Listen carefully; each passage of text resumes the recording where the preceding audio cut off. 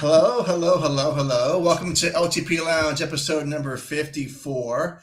Thank you so much for joining us this evening. My name is Mark, one of the co-hosts here. Sitting to the left of me tonight is the Trauma Master of Puppets himself, Udi. What is up? Hey, what's going on? Good evening.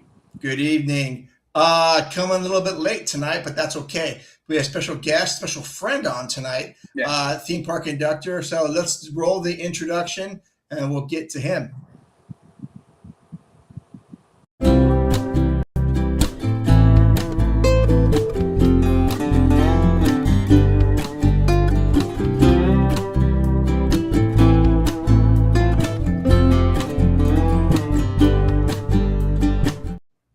All right. So, hey, this is your first time watching. Welcome. We are a subset of the Leaving Today podcast. It's our audio podcast main thing, but we do this every Wednesday night between 6 and 7, but tonight between 8 and 9 as a way of connecting with you folks. Tonight we are going to we're talking about a couple of news items, plus our good friend, an absolute friend, awesome, love this guy, is theme park conductor. What's happening? What is happening, Mr. Conductor? How are you tonight? I'm doing well. I'm doing very, very well. I'm super excited to talk everything about the parks with you fellas, because I have an all new respect for you both. Because it's one thing to talk theme parks on camera, it's a whole nother to do it in person on location. Mm-hmm. That's when things get crazy. I'm there for it. Yeah, awesome. Yeah. So, Conductor, where can people find out more information about you? Absolutely. You can find me on YouTube, Instagram, and Blue Sky at Theme Park Conductor, on X at Theme Conductor, TikTok at Theme Park Conductor 1, and every Sunday at 5 or 7 p.m. for Conductor Sunday live stream, where we have amazing guests like the Leaving Today podcast, Mark and Udi. We have others as we break down Disney and Universal news. We talk about the theme parks. We analyze things happening in the parks. We talk about events, everything theme park related we talk about. And we have an amazing chat that kind of interjects their own version of their own topics about the park. So it's a great time. And I will tell you what, I can't wait to have you guys both back on very soon. Oh, man. I think. Wait, aren't we going on soon?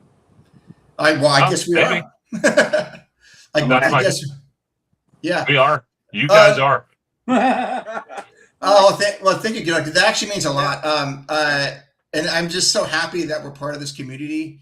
Because everyone we've met has been fantastic, and it's just a blast to be able to talk to you about stuff like this. Yeah, 100%. Absolutely, 100%. Looks like there's some people in the chat already. Okay. Oh, Conductor. Let's see. Gary Bear, what's up, Conductor? What's happening? See, Conductor brings his own fan base, but that guy's actually one of our fans. I am. Yeah. All right. So, yeah, I mean, you guys, who's ever watching us tonight, who's ever watching new, click and subscribe to us. We've got 86 followers, which is about 1% of what Conductor has. He's got 8,600 or something. We'll get there one day. Yes. Oh, you guys are going to get there. You guys are going to get there. Oh, thank you. Yeah, you know what? I really miss being in the parks. And that last video that you made, Conductor, it really, I sat there and when we were walking through the parks, I think it was July 2nd or 3rd, I just love that kind of stuff because it just takes me there. And I wish I was right there talking to you about stuff because I'm like, oh man, I know exactly what this is like. And so, dude, thanks for doing stuff like that. Of course. My whole thing with doing something like that, I try not to make it a major production. I try to, film it as real as I can because I want to give people the sense of I'm filming what I'm directly looking at and telling the story as I'm looking at it, as I'm describing it. So a lot of amazing stuff has updated since you guys were there last. So I love that, and I love doing it, and I will continue to do it. being that I'm going to be going to D23 next month, I'm going to be doing a lot of vlogging from the showroom floor. So I can't wait for you guys to watch that and break that down in your podcast and in this show. So it's a great time to be a theme park fan. I have to tell you.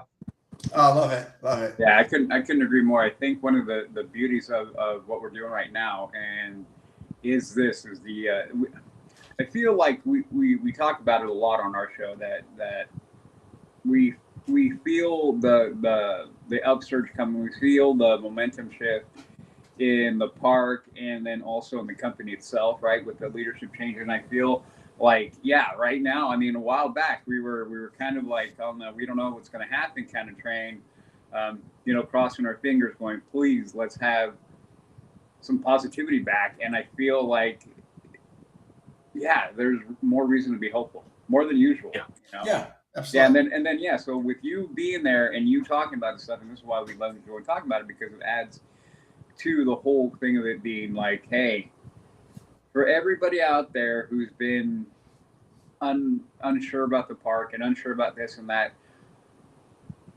just hold on. It's coming. Like, I feel like it's coming. So yeah. Well, see, to be fair to my fellow content creators that kind of make it a production, is, it's great that they do it from that angle. So if people like professional content, I understand that.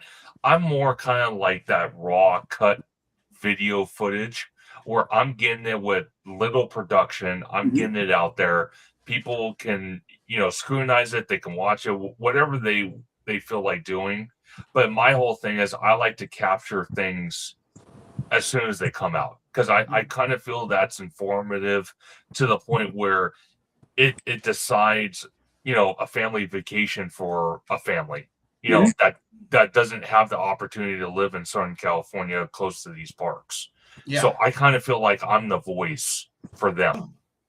Yeah, and I think you already know that. We say all the time, we're more about that. We like an authentic take, an authentic perspective, nothing overly produced. And again, no offense to anybody who does that way, because that's true too. But I think that's why we gel so well, is because we're all kind of in that same mindset. Like, we're just gonna go, and whatever we see, it's gonna be an unfiltered, unadulterated, just raw take on up to the minute. Like, we're right there. This is what we're seeing. This is what we feel, and we could be wrong. We could be right.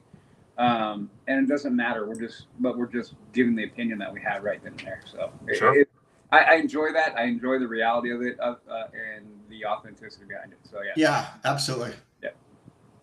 Yeah. So when I'm sitting in my office and it's Monday afternoon, it's like 2:00, and then conductor puts his live or his walking through the park thing. I'm like, I love it, but I'm frustrated. But I'm so glad he's doing it, because I want to be there, and I want to try the food he's having, and I want to experience what he's doing.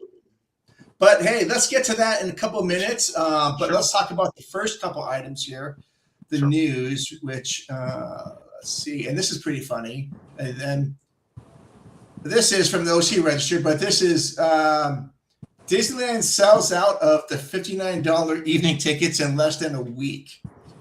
So the cheap tickets are good for 5 hours on select days from July 12th through August 5th. And these things sold out in a few hours. Well, maybe a day they were sold out. Yeah, that's awesome, because we were talking about it in our group chat. Becky brought up, and like, hey, those aren't up anymore. And we're like, what? And then we literally was like, she's like, do you think they sold out? And I'm like, or they're like, or it wasn't received very well. I forgot what, and I'm like, honestly, it could be both. Yeah, it could be both. It could have been both. I'm glad it's this one, believe it or not. I mean, oh yeah. So what do you guys think about that? I mean, first off, I know your thoughts, Udi, about them even having the tickets, but what are your thoughts, conductor, about them having these tickets to begin with, and the fact these things sold out like within a day? Okay, so I have multiple thoughts. My first thought is, I'm kind of glad they're offering this, because when you look at Disneyland as a whole, it's very expensive to go to Disneyland if you're not a Magic Key holder. Right. So I'm glad they offered that, because tickets are just so astronomically high. It's crazy. They pretty much outprice a certain, well, a decent amount of people.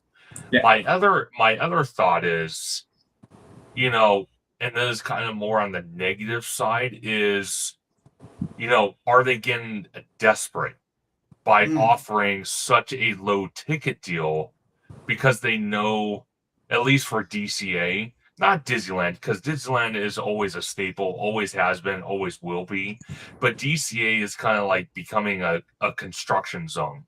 You know, you know what I mean? You got all these different projects happening. You know, obviously most of DCA is open, but we've all talked about it one point or another. DCA is not a normal Disney park. It's kind of like its own its own stepchild of the Disney family. So it kind of feels like that Coney Island type theme park to me, at least.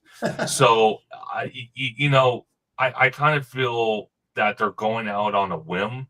Am I surprised that the tickets sold out within a short amount of time? No, because anything, whether it's theme parks or just anything like that in general, where a company charges so much for the experience and then all of a sudden, snap of a finger, they offer a ticket deal like that, people jump on that like you wouldn't believe. So I'm not shocked by that. Yeah. Well, you know, and I brought it up, and just because I know you, I haven't spoken to you, conductor, about my point of view, so I'm just gonna, this is more for you. Sure. That I feel like while there's an aspect of desperation, but I think it's more to the point of it being because they want to regain some of the market that they've lost, and really I think it's tailored to the local. Oh, yeah. It's 100% tailored to the locals. I mean, I think anyone who's got an AP, Magic Key, you know, not really going to be in the market for that. I mean, maybe offhanded, a blackout day, something, right? And the tail end of the Sure. trip. I mean, there are facets where it could apply, but largely it's going to be for the people who are in the area that can be like, hey, we're going to go for the night. You know? Yeah. So, well, go ahead. I'm just going to finish the thought real quick. So that's where I feel like they recognize, I think it's a recognition of that lost ability for people in the area, the local, and it's a locals park. No matter how much people may want to argue that, it's never going to change. It is a locals park. They're realizing like, hey, we need to get them back. We need to get those people back. We want them to reconnect with the park and reconnect with the company and shore up whatever has been the gaps in people going to the park. There's a video out there about, you know, they're trying to say, they're showing videos of, and I saw a couple of them coming out from after the fireworks. Oh, look at how the parks are full, trying to kind of pump it up like the parks are full. And I went, it's literally at the end of fireworks where everybody coalesces in that spot. So of course it's going to look full. The only way to truly gauge is when you branch off, and we all know that. So I feel like this is what it is. It's them going like, we need our locals back. We need to reconnect with the community because they are the lifeblood of this whole thing. Well, no, you're exactly right, Udi, because I agree with you. As much as, you know, Disney wants to make the Disneyland Resort cater to tourism, it's becoming harder and harder day by day to believe that. When you have ticket deals like this, when you're sitting there, you know, doing things that point in that direction. Mm-hmm. Disneyland Forward is supposed to alleviate that type of momentum that they built up for the locals and kind of cater more towards tourism. Mm-hmm. But Disneyland Forward is a 40-year project, and they're not going to build everything overnight. It's impossible. No. So it's just, I don't know. I kind of feel like, you know, it's not ever going to be Walt Disney World, and it's actually quite funny because I was just on a live stream just earlier with Jared, Orange Grove 55, and Vast Sky for theme park, and one of the things I said with the projects right now, both at the Disneyland Resort and then you got Walt Disney World. Okay, Walt Disney World and Universal Orlando, their projects are moving such at a faster pace because there's competition there. Out here in Southern California, basically Disney is the giant, and everyone else is Yeah. like the little village pillagers. So they have no competition. So when they have projects, they're not putting turbocharged speed into these projects. So that's why they don't see the tourism as much as they probably want to, because people are like, why am I going to spend thousands upon thousands of dollars for hotel stay, for flights, for food, for merch, for tickets, when the Disneyland Resort doesn't have much to offer? It's been kind of stagnant and the same for quite some time. And I understand, even for the Florida parks, you can't build stuff overnight. But the rapid speed of construction compared to out here in Southern California is tremendously different. So that's why Walt Disney World and Universal Orlando much cater to the tourism than Disneyland Resort out here in Southern California. Well, there's very good sound logic in that, but I'll add the one extra layer to it, which is I feel like Disney, if they could build at the pace that they were in Florida here, they would. They would, but I mean, we have obviously the footprint issue, right? Sure. Only so much area that they can actually work in order. I mean, we're seeing it now, right? With them, the demo of the parking lot, and they're going to put the structure and all that kind of stuff, right? This is the painstakingly slow process of what needs to happen over here because of the space. Add on top the wonderment of the red tape out here. So when you have and I don't know, I just don't feel like people fully grasp the level of how that hinders things. And again, and being in my field, the amount of stuff that we need to do is ridiculously, and it slows you down at levels like I will, if you guys want, after we're done, I will tell you the stuff that I've been doing the last couple of weeks and the stuff that we are having to do that is slowing it down to a snail's pace. Wow. Snail's pace. So okay, there are things. So anyway, so you're right in the sense that the competition level is different. But I feel like out here they've neglected the park because of they feel like, oh, people have this core connection with the park, and so no matter what we're doing, they're going to be going, right? Yeah, that has faded, I feel. And this is why I think we're seeing all these little things starting to pop up to go like, oh, we're realizing that we've lost some of that connected connectivity with the community, and they're trying to pull it back. well, see, it's interesting though, because when you look at, and you actually put it perfectly, when you look at the Disneyland Resort, they have a safe haven. They have the bread and butter clientele, which is the locals they can always depend on, compared to Walt Disney World and Universal Orlando that doesn't have that opportunity because their clientele is all tourism. Yeah, they have the locals, but tourism takes the cake out there. Oh, for sure. Yeah. So it's kind of like, that's another reason why I kind of feel just the Disneyland Resort just goes at a snail's pace with projects because, like you said, or like I said, they have no competition. But then, like you said, we kind of deal with like puzzle pieces out here. We have to build one thing in order to do the next thing, in order to do the next thing. Yeah. And I kind of feel that's probably, Walt Disney World's issue is they don't have that limitation of space. So when they build something, they could build it, but does really the creativity go into what they're building because of the fact that they have all the space and they can just kind of lackluster certain things that normally you couldn't do at the Disneyland Resort because of space limitations? That's a really interesting question, and honestly, that can be a topic all on its own. It really For sure. Absolutely. Yeah. Mark it down, Udi. We have a comment or two. Let's see. Definitely sends a message that the appetite for more affordable Disney experience is strong. Yes, it does. It does. John, make it rain. Yeah.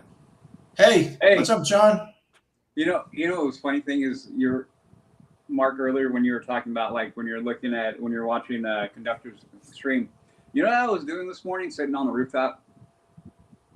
What? I was looking at tickets. Go back. Oh, okay. And then I was like, what's up, Mark and Udi? David is. Hey, what's up, David? Is this guy one of your friends, Conductor? He is. All right. Look at that. Jumping in. Yeah, thanks for jumping in. And then also, here's a comment from John. I just think it's hard to build a ride. You have to tell a story, design everything, source everything, engineer everything, and the list goes on and on. Mm-hmm. Yeah, but that's I think fun.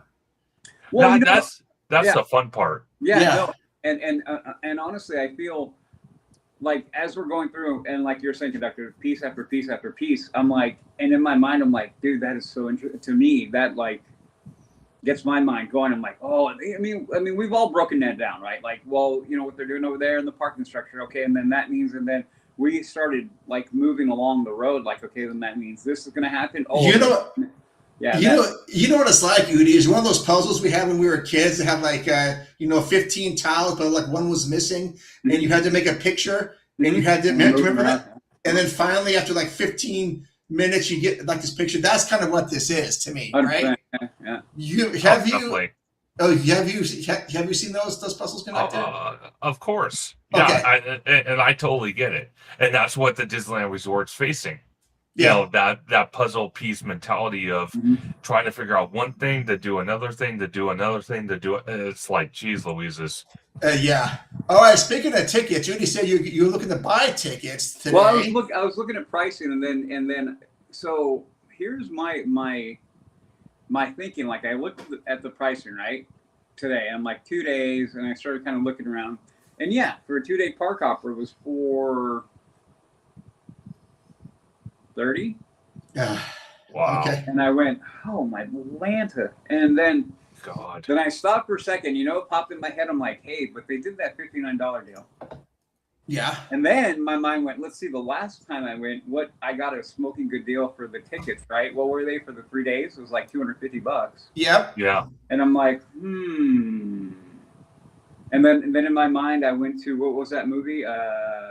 Braveheart, where he starts yelling, hold. That's where I'm at. Yeah. I'm like, hold on. Hold.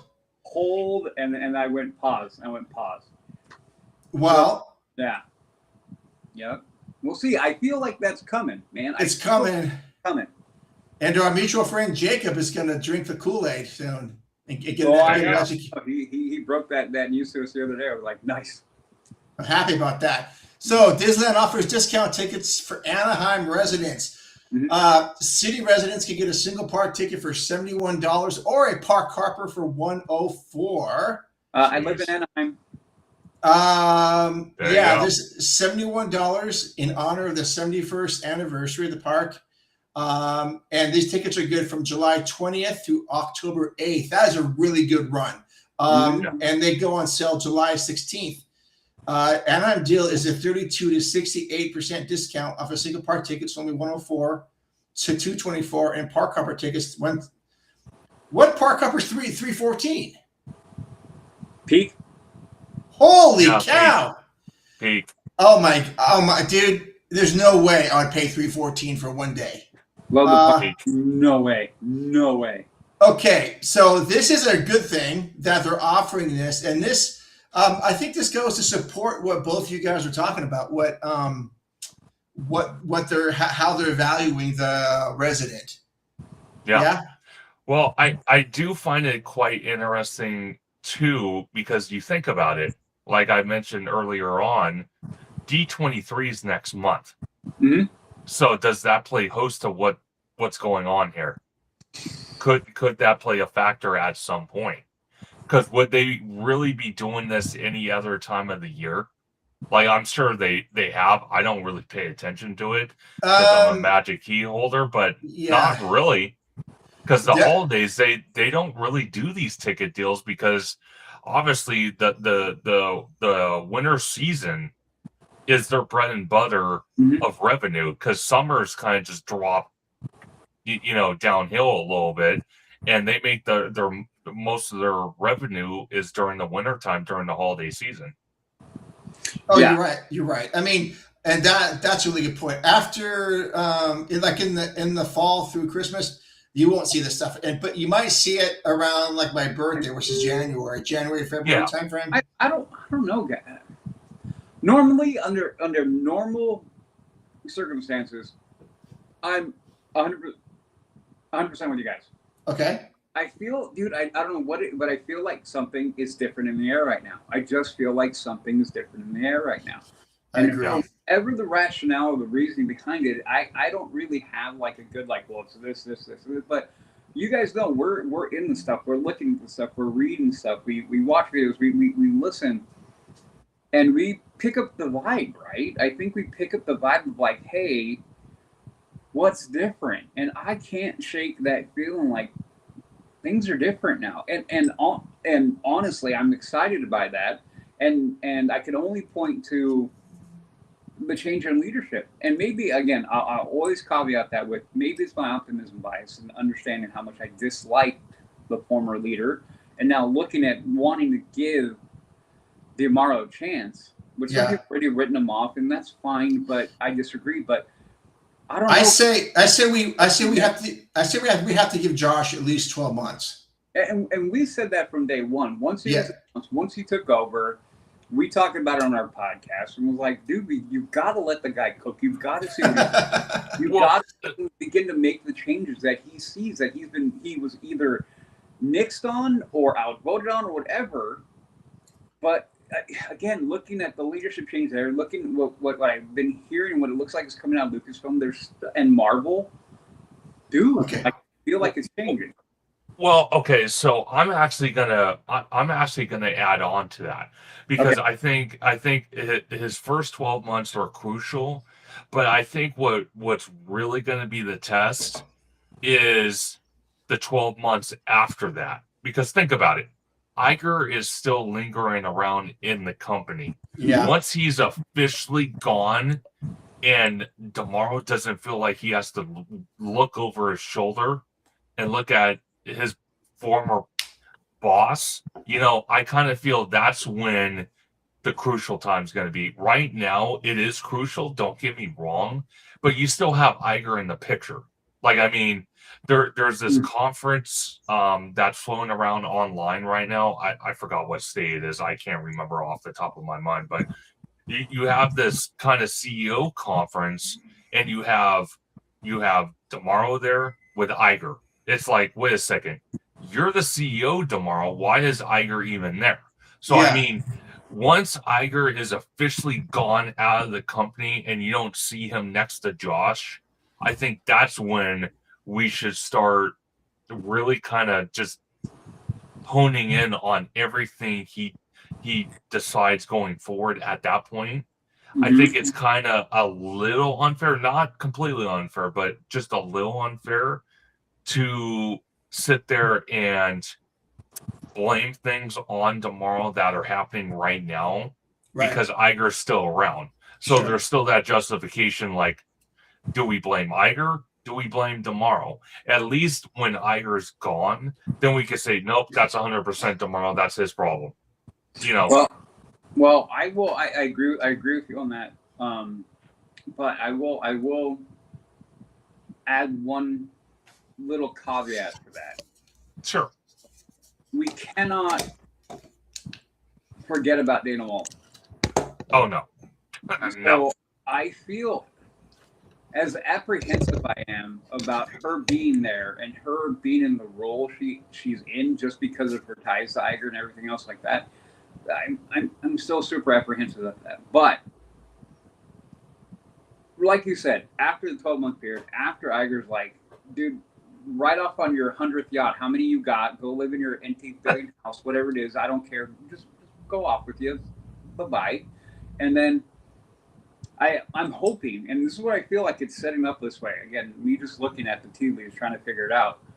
It feels like Josh is setting up that as soon as that happens, he's going to go bang, bang, bang, bang, bang, start knocking these things out. That way, any threat that Dana Walden may be, giving or he's picking up or anything is to knock that down and be like, nope. Like, if you guys didn't think I could handle this job and this is why you have this woman like hanging out over here just in case, let me quash that right now and show you guys I am the right guy for the job. Yeah. Don't need him. Don't need her. Let her be over there. Don't ever bring her up into my C-suite because I don't need her. And not in negative, just I don't need you. I don't need her. That was the problem with Chapek, is because he was blunt and sharp with that. I don't need you.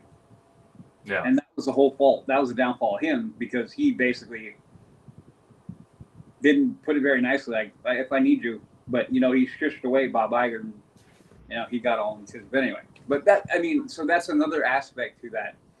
Yeah, after he's gone, it's really when the pressure is going to be built. But I don't know, just listening to the things, I'm like, he's setting up his chess pieces. I feel like he's kind of putting them in. Oh, we got a comment. Let's see. I don't think we'll see the results of tomorrow's leadership for a year or two. Everything happening now for the near future are the results of Iger and Chapek, in my opinion. Yeah.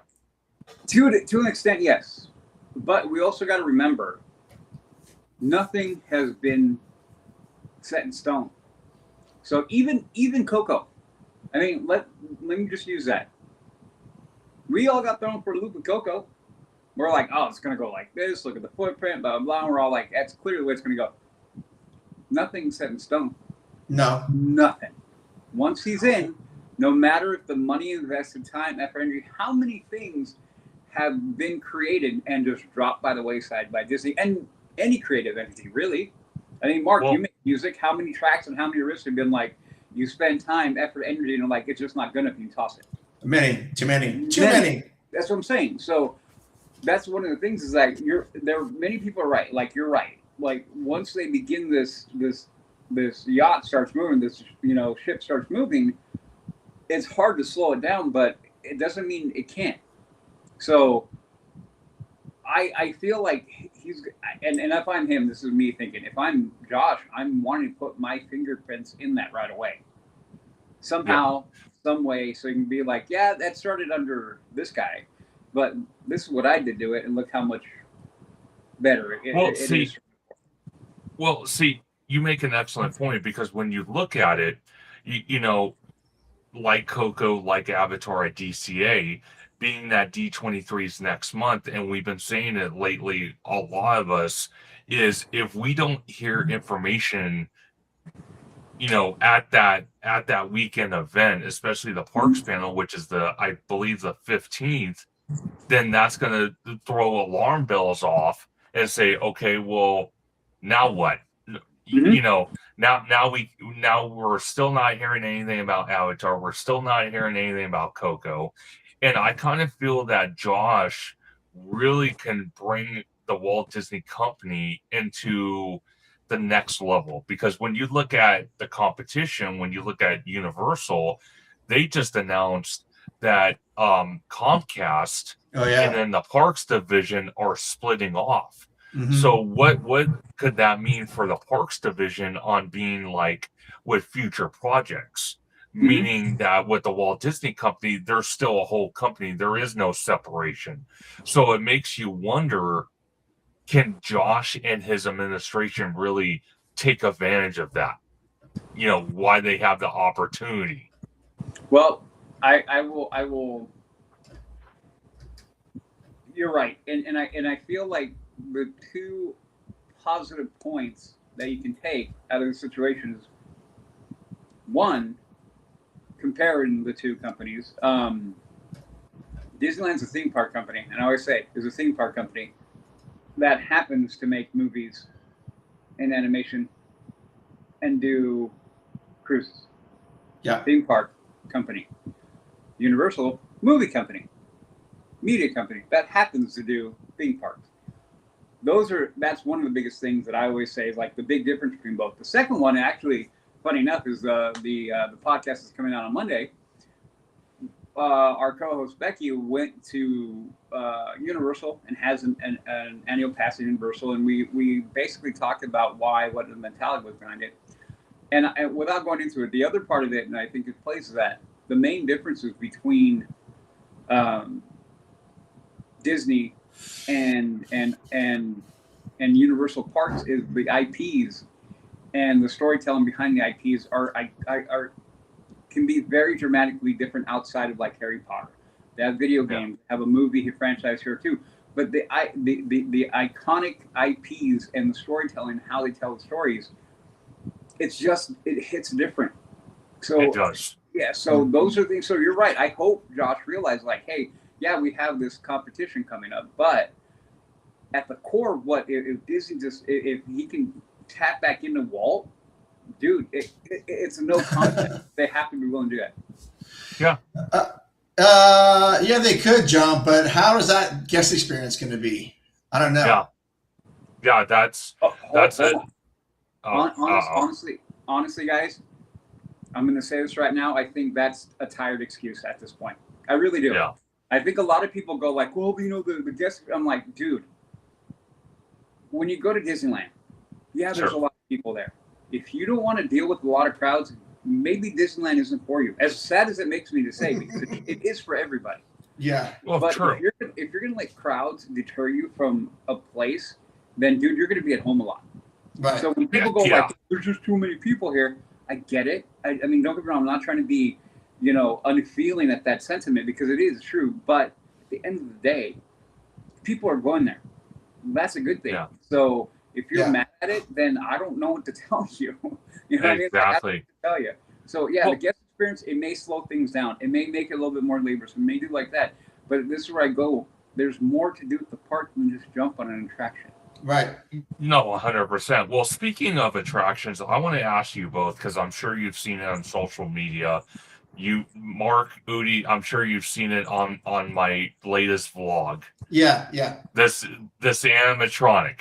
Yeah. It needs to be talked about. I haven't talked to you guys about it. Oh God, I can hear I can see Udi's wheel spinning. I can see it. Yeah. Okay. First of all, I have to go out on a limb.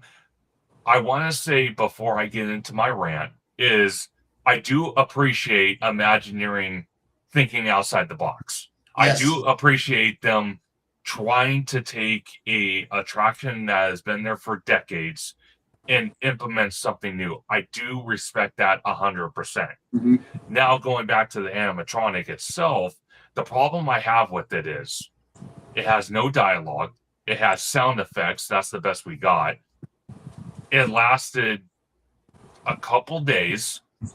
Then it went to B mode because it stopped working. Mm-hmm. And I think if memory serves me correct, they actually took out the animatronic and put back the old prop because people were just hating on it like crazy. I didn't know that. Okay.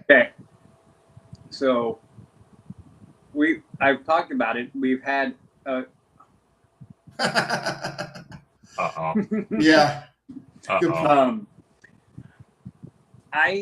Look at this. Hold on for a second. Conductor in the house, OG55. Yes, sir. OG, you gotta join. You gotta join the chat sometime, brother. Yeah. You have an open invite. Absolutely. All right. So let me get to my point because we've covered it. We've covered it on our show. We're gonna actually be talking about it with our good friend George here next week, right? I think at some point. Yep. On his show. I'm gonna say this. I'm with you, Conductor, in the fact that you've got to give Imagineering props for them putting that out there, because I feel like pulling new tech into that attraction that is so old and so original, which we're always going to hold pirates close, right? I mean, We have to. We felt it when we weren't there, the fact that we couldn't go into it. You felt that. But I'm also going to say some of the people, I will say some of the reaction, while I understand it, I think so much of it was so dramatically overblown. I was sitting there going, come on. This is not the redhead getting swapped out. The redhead was detrimental to the story. That's why it was so, and all the little things they've changed in that attraction. So many people don't even realize how many things have changed in that attraction. And other than the redhead, I mean, our podcast, we threw a fit. I mean, Jess went bananas on it. And so we all did, because we understood fundamentally what it was doing was changing the story arc. Agree to disagree with the story arc, what was there, fine. But this is not that. This was them trying to add some kinetic energy to an otherwise flat maquette. So if they and they because we saw the reports, I saw the reports, and we brought up in the group chat and said, I'm pretty sure it's broken, and it may have been swapped out. And I said, you know what, I don't mind that it's broken. There's a B mode for a reason, and good. If it breaks and they pull it, that means that they're paying attention. Like, no, okay, so we put it out there, we let it run. For all we know, them pulling out was always the plan. People going, oh, I don't like it, and see how we got it pulled. Slow your roll. I don't think so. I really don't think so. I really think it's them going, okay, this isn't ready. We thought it was ready. They probably were testing it. They're probably doing it. And then you put it into a real world scenario, it broke. Okay, well then how did it break? Why did it break? I'm just gonna tell you this. I'm literally dealing with that stuff right now in my trade. We're trying to figure out why things were breaking, and we're literally pulling things out and sending them off for them to get ripped apart to figure out why they broke. Right. So I'm all for this. If they can perfect that tech and put it back, but they do need to add dialogue. Those critiques are fair. Yep. No dialogue. The voice was kind of weird, but I will tell you this. I enjoyed the fact that they had some kinetic movement. They're adding the story, pulling the doubloon. We all know the story now. You pull it, with the movie. They're incorporating that. So I'm in support of that thought process. I'm in support of that trying. I'm supporting that effort of them going, hey, we need to improve this attraction, even though people love it, and we really could just leave it like that for another 50 years and no one probably care.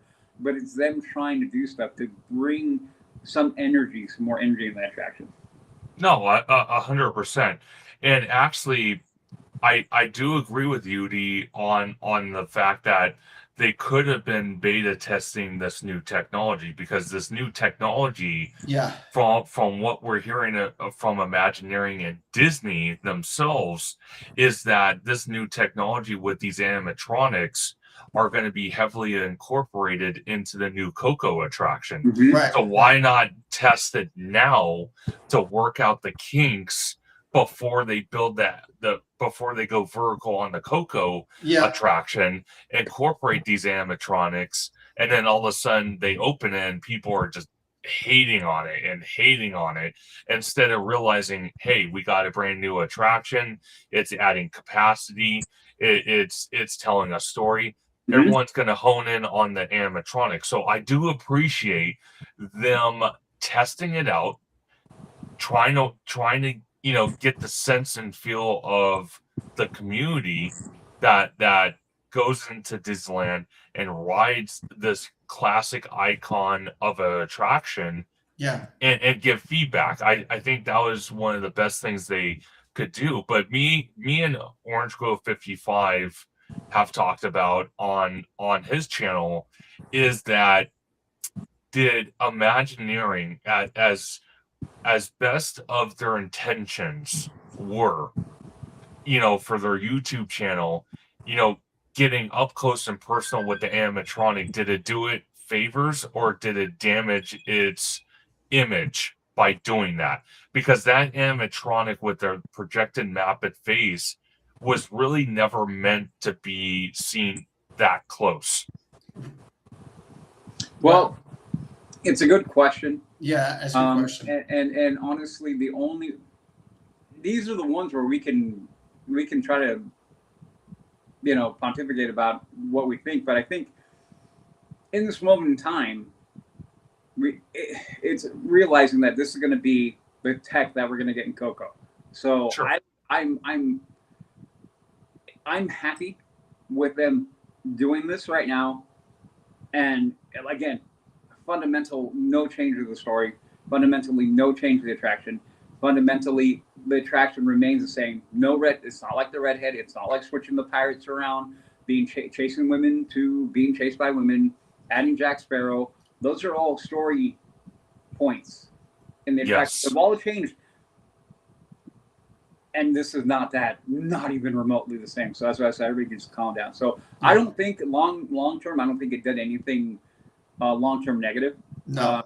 And I think long term, it's going to be a positive overall for not only pirates, because if they perfect that, like, bring it on back, man. Let's go. Yeah. And then have that tech ready for Coco. Well, I'm going to tell you this, Udi, and I think this is a staple for anything, any company, whether it's theme park related or just any company in general comes out with new products or whatever. You're never going to please everybody. Mm-hmm. There's always going to be backlash on everything you do, whether you're under the microscope or not. So I think people just have to realize and have that mindset. Hey, the thought process was there. Like, I mean, they didn't have to spend whatever they spent on this animatronic. They kind of just said, you know what? We're keeping pirates the same. That's it. We're not going to do anything. We're going to leave it alone and just not do anything. We're just going to maintain it, and that's it. So, that's something that OG likes to call the soccer mom family. They don't pay attention to those details. They see something new, and they're like, whoa, look at this. Us as content creators, we break it down. We say, okay, well, this is why we're pushing back on this. This is why we're excited for this. This is why, we kind of break it down even more for people that are interested on that type of information compared to that soccer mom family that's just excited that a attraction that's been there for decades has something new in it.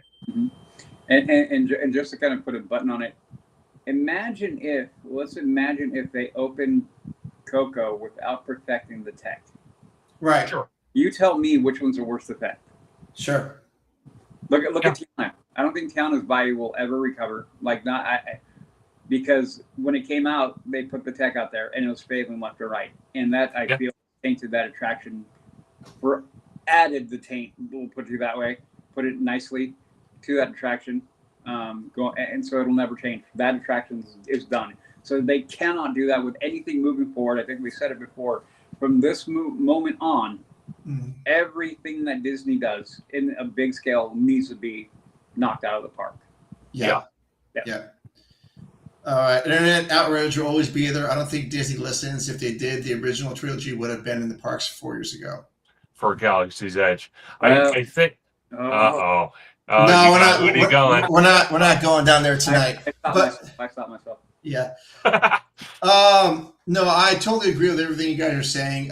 Initially, I didn't like what I saw, but I understand what they did. I understand that it was beta testing, and I think they are listening to what people are saying, and which is I think what any marketing department, any R&D group should do. If the product isn't good, people will know, and let's make adjustments so that we can actually knock it out of the park. And I think once they figure this out, we will get a better version for Coco and bring it back to Pirates and other attractions as well. Well, and just I'll just say this. Okay. The reason why we didn't see Galaxy's Edge had nothing to do with the marketing and the analytics being told this isn't good enough. It was the leadership. Yeah, it was. And egos getting in the way. The ego and the leadership stopped it from thinking. Yeah. Or actually kept it from starting the way that we all know it should have been. But anyway, and I'll stop. Right. Okay, so let's shift gears. Okay. Because Conductor was at the park recently, and I have a couple of questions that I brought this up on the last podcast, that's coming out on Monday. Mhm. And so I know that basically after July 4th, we can say, okay, now Halloween stuff's coming to the parks, right? Now it's Halloween season. Okay, that's all fine. I love Halloween.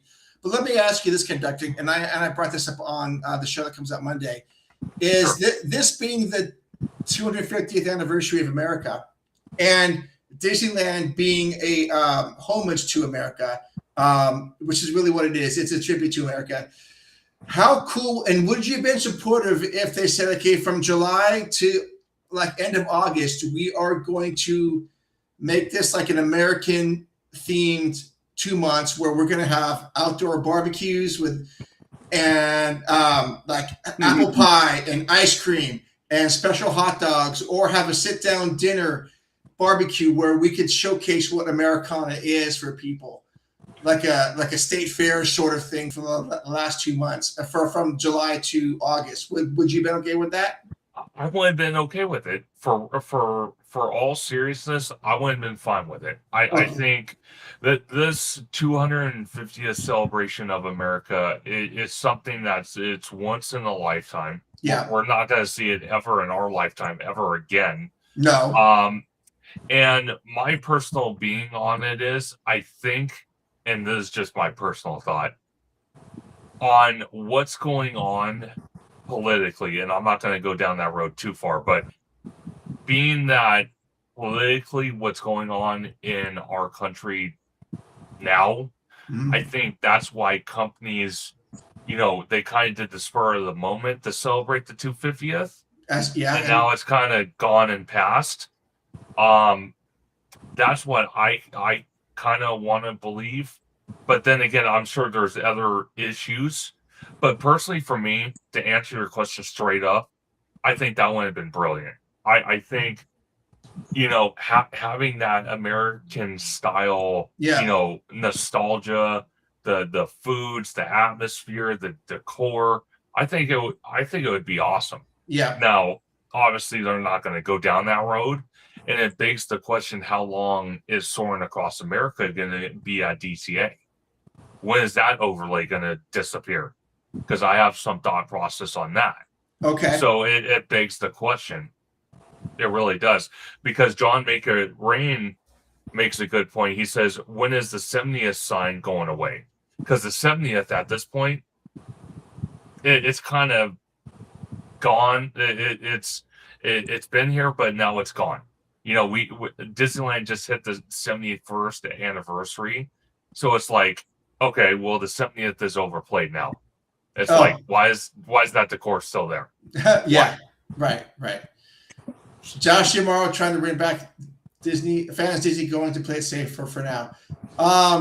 Is that in response to my Americana barbecue idea? Or is that the animatronic? No, should have been through the next. What is that for, Gare Bear? Oh, I agree. What's he talking about? The 250th. Oh yeah. And I mean, if I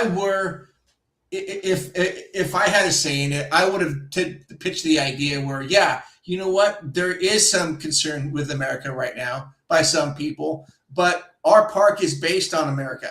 It is a tribute to America. It is based on the hard facts that have built this country.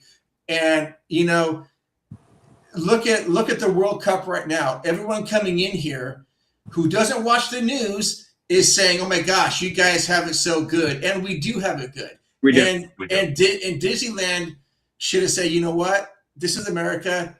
Let's give people out of town guests, out of country guests, a taste of what America should be." Mm-hmm. And here's an outdoor barbecue ticket for whatever, $60. You get hot dogs, you get apple pie, ice cream, you get barbershop quartets, you get all this stuff. And no better place and no better time right now than to do that. Yeah. I agree. And let me say this too. The difference between the 70th anniversary for Disney and the 250th for this country, there's no comparing the two. 250 of the best country on the freaking in the history of the world compared to Disneyland, to the best place, one of the best places in the world for 70 years. So 250 is something we should have been rocking all year long. We should be going all the way around. And Disney, I mean, the problem with Disney in the 70s is they do this every year. They do it almost every year. So it's like, yeah, that part of it gets played. So I get that part. And honestly, most of that merch has never been like speaks to me. But that being said, you give me an American flag, say 250 on it, and you incorporate Disney, which they have some stuff. I'm like, yeah. Now we're talking. No, 100%. Yeah. 100%. Now, I want to ask you both, because if you did watch my vlogs, because I did. I have it in the vlog, and then I have it as its own video. Soaring Across America. I have to ask you, what did you two think? Haven't seen it. Haven't seen it so yet. You haven't seen it. No. I've seen your blog, but I had to fast forward all that because I kind of want to see it in person. I don't want to know. But okay. But I want to hear your thoughts, though. Yeah, no. Okay. And honestly, that's where I was at because I knew we were going to talk about it. I'm like, okay, I don't want to know what's there because I do, but I don't. You know what I mean? But well, yeah, okay. Your take on it, though. Okay, I'll keep it vague so I don't, release any details. Okay. Personally, for me, one of the first things I could say is I think it's literally the best version of Soarin' ever. Like, I mean, it's better than across the world. It's better than across California. I think it's fantastic. I think just the locations, the footage, the kind of history it takes you through of America. It's mind blowing, and it's for people I've talked to, okay, that don't really care for Soarin'. They said this version alone, they would have absolutely no problem riding this version of Soarin' multiple times throughout the year. Oh, compared to one and done. Okay. And I think Sam the Eagle here, off to my shoulder here, would agree with that. I love that thing. Yeah, this thing, oh my God, this thing is fantastic. I love this thing. This thing's awesome. Oh yeah, it's a popcorn bucket, right? It is. Okay. It is. So I have some questions about Soarin' though, just real quick. I want to talk about the bucket, but so the things that made it good, was it the quality of the filming? Was it the transitions? Was it brand new sets? Or what made it good for you?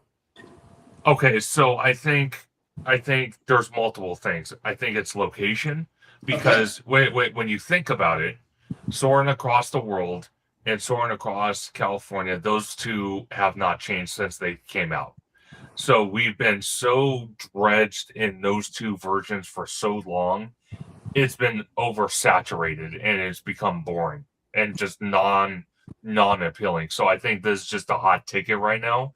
Okay. But I think, like I said, the locations, the scents that come with those locations that gets pumped into the ride for each location, I think the transitions, the elements of America and 250, I think that's why people that don't really care for Soarin' have no problem going on it when they're at the resort. Okay. Well, currently only a 35-minute wait for it. Yeah, I believe it, because think about it. This is where I think Disney really screwed the pooch, in my personal opinion, releasing the version of America at Walt Disney World 2 months prior. That was the worst mistake they could have done. That's strange. Why they did that, I don't know. I don't think any of us will know. It's one of the stupidest decisions they could have made, because 2 months ago, we're not celebrating America. We're still going through turmoil politically. And again, I'm not going to get into that, but it was not the right time to divulge that. When they debuted at DCA on July 2nd, that was the time for both coasts Mhm. to debut this version. And one Great. thing I will respect is on that day, on July 2nd, they had the outside of the attraction debuted in the 4th of July banners. The bunting was inside the queue space. You had all the at least the mass majority of the cast members, the Imagineers, that helped put this version together for Soarin'. At the ride exit, clapping for everybody that went through the ride, and they were there for hours on end. Wow. Okay. So I do appreciate that very much. So I know. Mark, you want to take a quick drive? Man, if only you had an annual pass, Udi. Well, I don't care. I'd pay the $100 for one day. $59 park evening ticket. Oh, I can't. You can't. Oh, 71 though on July 16th. He's not an Anaheim guest. I'm not Anaheim guest. I mean, Anaheim resident. I gotta know somebody's got one. No, they're checking it. But anyway. Oh man. Yeah, I'm so stoked for this. I mean, I'm happy to hear that. Honestly, yeah, me too. I'm so happy to hear that. Yeah. Yeah. Besides the popcorn bucket, did you see any? I saw you. I think you went briefly into somewhere and saw some merchandise. Right? Did you film that? I did film a little bit. I kind of feel. I kind of feel that the merch was there, but it wasn't there. Gotcha. Like they kind of went a little harder with it, but it's only for a limited time, so I get why they went the direction they did. Yeah. Yeah. But I do have to say for the merch that they did have, I could tell you straight up, the Mickey with the 250 was going hard. Like the shirts, hard. And out in Walt Disney World, because I don't think Disneyland had it. I wish it did, but they didn't. They had the pins. Those flew off the shelves. And if you look on eBay right now, they're going for astronomical prices. On the DisneyStore.com, sold out. Those pins flew out of there. Oh yeah, I saw the Luke X-wing one. That one looked nice. Yeah, the Luke X-wing one, that was one. I don't think it had anything to do with 250, but that was really cool to see. They had it on display. But being that they had a limited run, I kind of feel like they should have had more, for people that couldn't be there on July 2nd or even July 4th weekend. So I kind of feel they missed the opportunity because, like I said, 250 is a once in a lifetime. Like, I mean, I'd be lucky, seriously, to experience America 300, and that's pushing it because I'd be 80 some years old. So, yeah, that's even touchy. So, again, it's kind of, I kind of feel like they kind of went a little harder with the merch. Okay. But overall, like the bunting and the decorations, how did that look to you throughout the parks? I think DCA with the decor when it comes to it, I think it kind of lacklusters. Disneyland was where it was at. Okay, that's where the mass majority of the decor is at. Yeah, to be fair, that's the way I want it. Okay. Yeah. Because like I said at the beginning of the show, DCA has and always will feel like Disney's stepchild park. It's not part of the normal park aesthetic. Even though you look at Walt Disney World, you have the Castle Park, then you have Hollywood Studios, then you have Animal Kingdom. It's still not the same though. And then you have Epcot. It's still not the same. DCA is just, there's something about DCA that just doesn't fit the Disney aesthetics. Like I said, it reminds me of Coney Island or Santa Monica Pier. Like a glorified version of that. We will revisit. We will revisit this in about 4 years. We'll see how that is. Oh yeah, exactly. Yeah.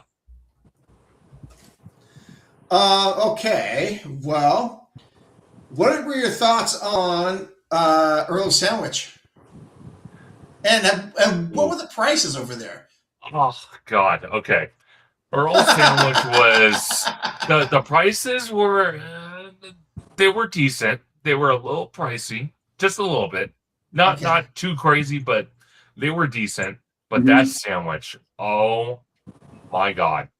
That sandwich, the meat was, oh my God. It was fresh. It was Oh, tender. okay. Oh my God. It was fantastic. Like, I Okay. mean, it was packed. So that was good to see. That was really good to see that Earl Sandwich was packed. It is now, I think it's third or fourth home in downtown Disney. Yeah. So it's good that it's busy. It stays busy. Um, I'm more interested though on the Carnaby. Again, I've heard some rumors from sources that it could open on the 13th of this month. Are you gonna call in Again, sick? I'm gonna possibly. I'm not sure yet because Disney hasn't officially put it out there, and that's kind of what scares me. So I'm kind of unsure how I feel about it because the Right. 13th is this coming Monday, and nothing has been said. Oh, And okay. I would kind of want to think a restaurant of that magnitude and being that who it's tied to, you would think you would want to give a little leadway for that. Not necessarily for a How soft. dare you, good sir? Yeah. What was that about? I don't know. Okay. I don't know. Mark, I got a question. Are we spoiled with Beach Hut Deli up here? We are spoiled. Yeah, Beach Hut Deli is incredible. Really? Yeah. Yeah. I'll take a picture of it next time, and you're gonna go, Oh, oh my please gosh. do. Yeah. Yeah, I mean that's where we happen to have our Trivia nights. trivia night. But Oh, nice. yeah, Beach Hut Deli is kind of a staple up here in the area. So when you say Beach Hut and you're in the area, you kind of go like, you know. Oh, I definitely got to check it out. Oh Yeah. yeah, look, Google machine. Okay. You'll thank me. Well, you know, I wonder if the soft opening, maybe that rumor is a soft open. You know, they will always get Possibly. soft open. I mean, you know that a soft open it's not announced. It's kind of like open up and let people, so people can begin to get their feet wet about, you know, their new hires and then how the processes and procedures are going to get everybody up and running before they do a full on grand opening with the whole Shebang. party and the whole everybody, and then, you know, Ramsey showing up and all the kind of stuff. Because if he doesn't show up, I would be shocked if he doesn't. I'd be shocked too. Well, it's funny you mention that because actually the person that told me about it, he actually told me, he's like, to be honest, this was a Disney employee. Mhm.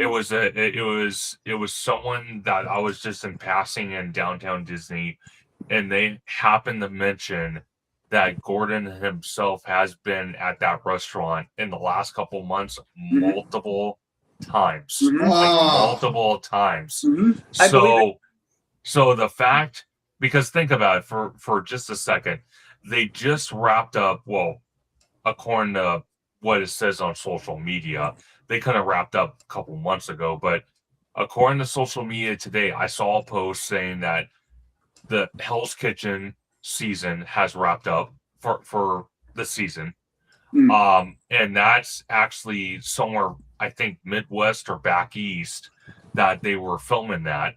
So it doesn't surprise me that he's been at this location multiple times. Obviously, he's gone in there before the park even opens, even downtown Disney, because obviously he doesn't want to bring attention to himself, because he's just one of those icons. Like, you see him off in a distance. It's almost like what the Beatles were back in the day. Like, you know, they're walking in public and girls go running. People would go running towards them. So obviously, yeah, Udi would. I would. I'm guilty. I know. I'd shake his hand and call him a donut. That's awesome. You're a donut. Hey, what's that term he uses on Hell's Kitchen? I forgot the sandwich name. What was that called? I forgot. I don't know. idiot sandwich or something like that. I think it was an idiot or a stupid sandwich.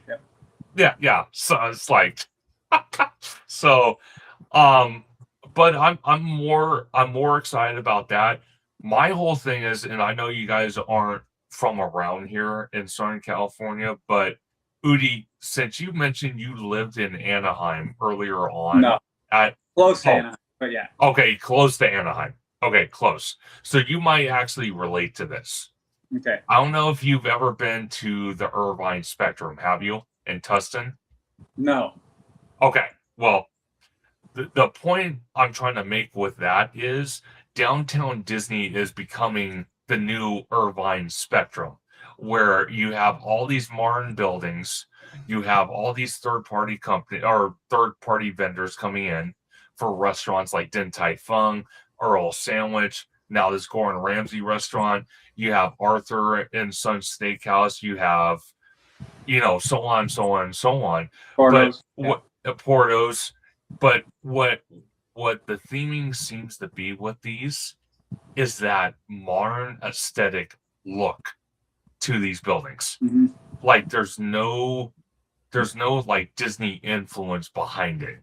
Not like it once was back when downtown Disney, was at its earlier stages. Mm-hmm. It's more of that outdoor high-end mall look. Oh, yeah. Than it is the old school. Yeah. And that's what I'm starting to notice. No, 100%. You walk it, you see it. Oh, yeah. Mm-hmm. You see it everywhere. Mm-hmm. You see it everywhere.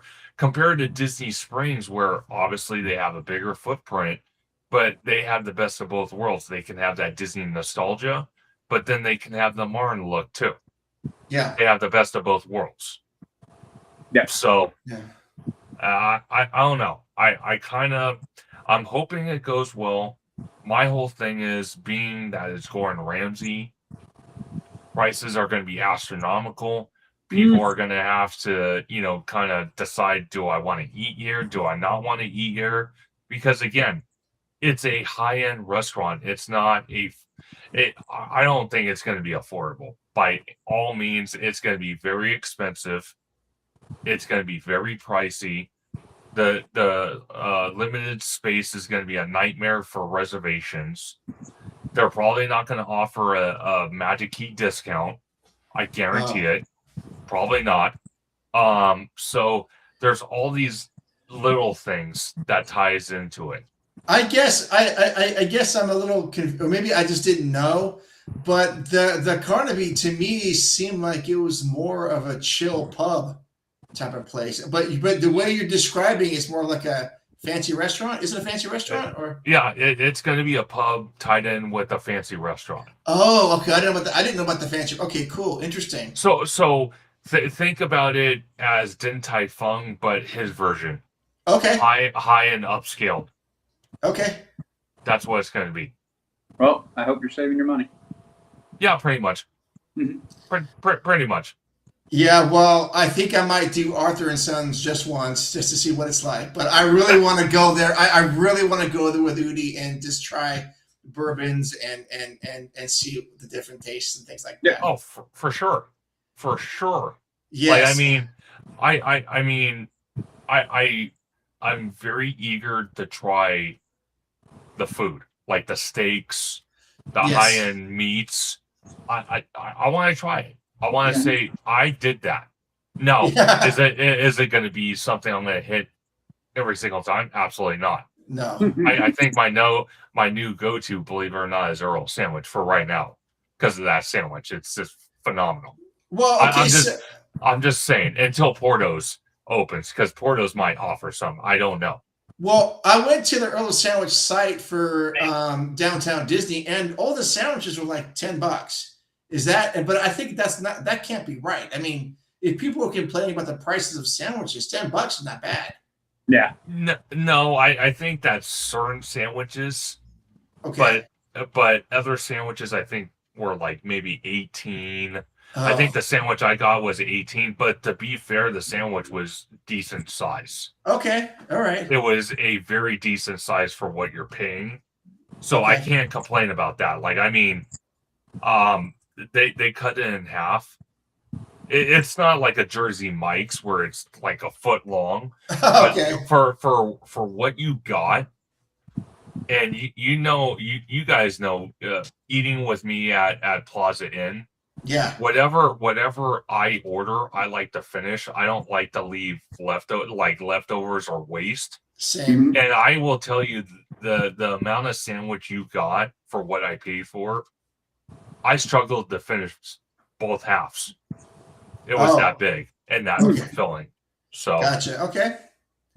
Okay. I think I'd be down for trying that. I saw their breakfast sandwiches and those things look great. I mean, I haven't tried that. I mean, yeah, I just saw like their menu and there's pictures of them. Like, I think I'd be down for a breakfast sandwich. Yeah, one thing I would love to take you guys to, and I don't know if you guys would be down for it. Yes. Because it's been a staple of mine, me and George, for a little while now. Storytellers.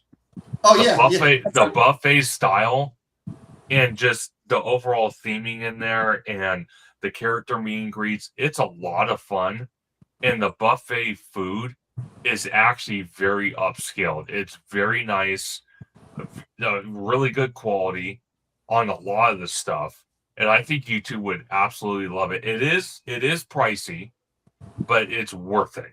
Okay. It's worth it. I'll be down. I thought you were going to say the Hushstone Lounge, because I have not tried that place yet. Oh, that's another place I want to take you to. Because I actually turned George to that, because he's like, I've been to Disneyland so many times, I never even heard of this place. And I said one night, let's go try it. I've seen it. I walked through the Grand Californian a lot, so let's try it. And I got him hooked on it. Oh, okay. Oh my God, he loves it. Cool. All right. Well, yes, either one of those or both, dude. You know that Udi and I were going to go to that. Oh, for sure. Awesome. Yes, sir. Awesome. Now I want to go to the park. I want to go to the park right now. Yes, sir. Road trip. Oh yeah, seriously, road trip. I'm serious. Yeah. Oh man. Well, I've enjoyed this discussion. Awesome. I love that we can have this sort of discussion. And again, conductor, again, thank you for doing those walk around the park vlogs, because like I said, they really mean a lot to me, and probably lots of other people who can't go as often as you guys get to go. And it's like, oh, all right, so I can see what you're doing, I can see what you're trying, and I just appreciate it, dude. Well, and again, I appreciate that you appreciate me doing it, because my whole thing is, like I said, obviously you're obviously going to have the bigger channels, more detail, longer videos, more production into it.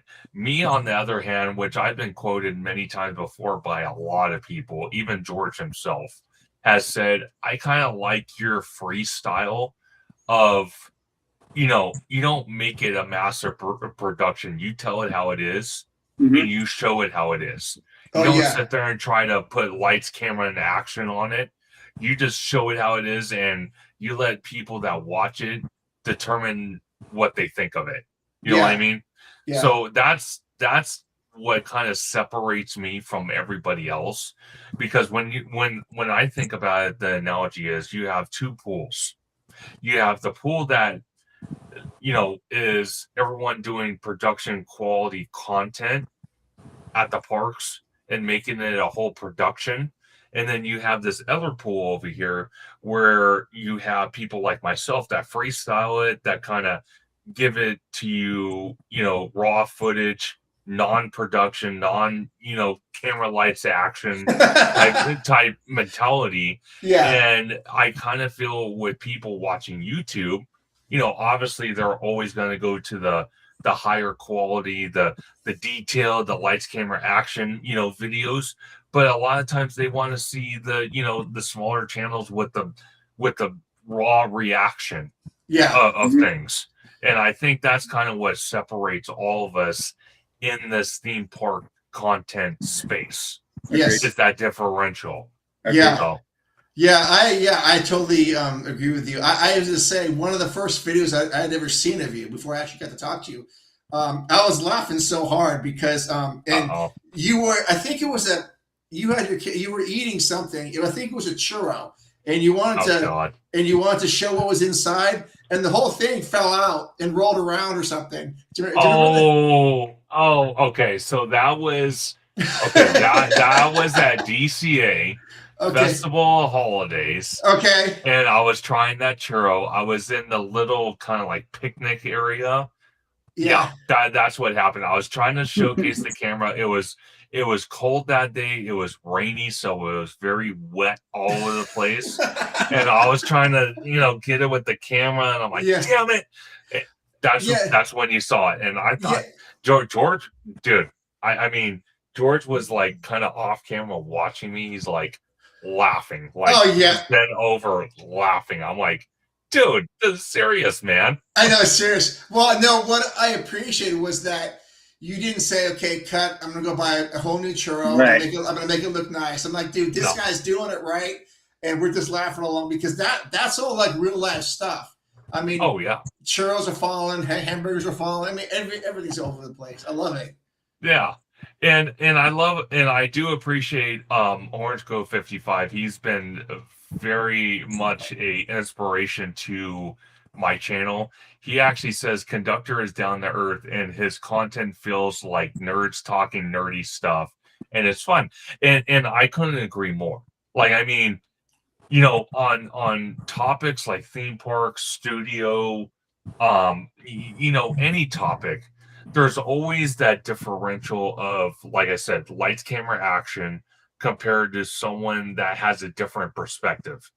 Just because in life, just because everyone else is doing that one thing does not mean that you have to join that coalition. You could go a whole separate way of the same subject and kind of give your twist on it. And sometimes that actually works better because people kind of get sick and tired of seeing that other group doing the exact same thing, filming Yeah, it the exact same way. They want to see something a little bit different from a different perspective. They don't sure. want to see the same thing they could see 500 other content creators doing. Right, They want right. to see something different. And that's what I try to offer to the table. Awesome. I love it. I love it. Okay, well, awesome discussion tonight. So I want to thank you for joining us, Conductor. And then OG55, if you're out there, you're always welcome to come on. You could come on with Conductor, you can come on by yourself, we'd love to talk to you about all this stuff. All right, so where can people find out more information about you, Conductor, again? Absolutely. So you can find me on YouTube, Blue Sky, and Instagram at Theme Park Conductor, on X at Theme Conductor, TikTok at Theme Park Conductor 1, and every Sunday at 5 or 7 p.m. for Conductor Sunday live stream, where we talk everything from Disney to Universal, everything theme park related, even a little bit of the studio stuff. And we have amazing guests like the Leaving Today podcast crew, Mark and Udi. We have Orange Go 55, Hollow Gelato, Yeah. Tommy Toon World, and so many others. As we break this down, we kind of go into detail. We get the chat involved. It's such a great time. And then you can also find me periodically on Orange Go 55 doing content over there. And Jared from Capture the Magic on his theme park and live streams. Okay. Every either Tuesday or Wednesday. He's still trying to figure out the schedule on that. But those two other channels I'm pretty consistent on as well. Man, I don't know how you do it. I have one audio podcast that comes out every 2 weeks, and it is more than enough for me. Oh no. I go from 0 to 60 in a split second. I almost felt like I need a personal assistant. And I know that sounds ridiculous, but with all this theme park news coming out, with all the studio movies coming out, like the live action Moana, Toy Story 5, the new Minions movie, the Odyssey, all these different movies coming out, I feel like I can't keep my appointments straight. Like, I mean, I'm getting text from OG. I'm getting text from Jared. I'm getting text from Hollow Gelato. I'm getting texts all over the place. Hey, you want to do a live? You want to do a like? I can't keep track of it. It's exciting for me because Yeah. I love it. I live in that thrill factor, and I love talking about this stuff. I can talk about this stuff forever. And Okay. obviously, I've already proven that doing a 12-hour live stream with George. So I've already proven I can go that direction and that far. So, I mean, you know, the possibilities are endless for me. Yeah. But again, it's something I enjoy. It's something if I'm mentally capable of doing 10, 15, 20 years from now, I'm going to keep doing it Good for you, until I say I can't do it anymore. Awesome. Well, we definitely appreciate all the work you're doing. So. Yep. Absolutely. All right. So, Udi, where can people find out more information about you? You can find me on my other podcast, my audio podcast, The Amanda Show. Then, obviously, on our podcast, the Leaving Today podcast, which comes out every other Monday, which we're going to have a new episode dropping this coming Monday. We talk about, Universal stuff. It's a pretty good. Yeah.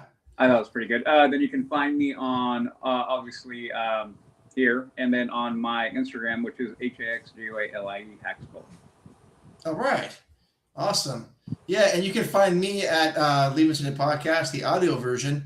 Then here every Wednesday night, either from 6 to 7, or tonight 8 to 9:30. Yep. So we gotta be a little flexible sometimes, and that's awesome. And then you can find our podcast wherever you stream any audio podcast. We're all over the place. Gearing up for episode 250. Next show, we're going to record that. Yep. So that's a huge thing for us. Looking forward to that. So it's going to be fun. Yeah. Okay. So again, I want to say thank you to the conductor for hanging out with us tonight, for giving some time to us, and we appreciate it. I love talking to you, brother. And I look forward to doing more stuff with you.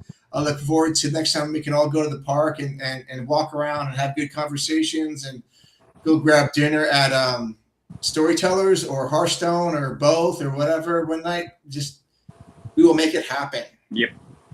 Oh, absolutely. I like I said, it's one thing to talk to you both on camera. It's a whole different experience, you know, in the park. Because the first time I saw you two, I was excited. I'm like, okay, this is going to be a great day. Oh, you did? At Disneyland.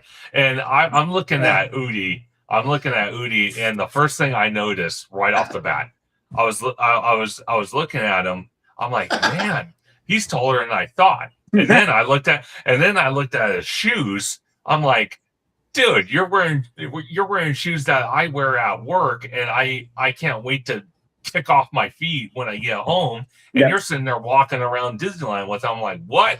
Yeah, Udi's a strange bird. Hey, I love it. I love strange. I love my boots. I know you do. Hey, there you go. So we got one last comment here. Great show, LTP. Thanks again for coming on, conductor. Yes. Yeah, that's special. He comes on and hangs out with us. Yeah. It's not lost on us that you take time for us. So. Yep. All right. So we love you. Adventures out there, and we will see you in the parks.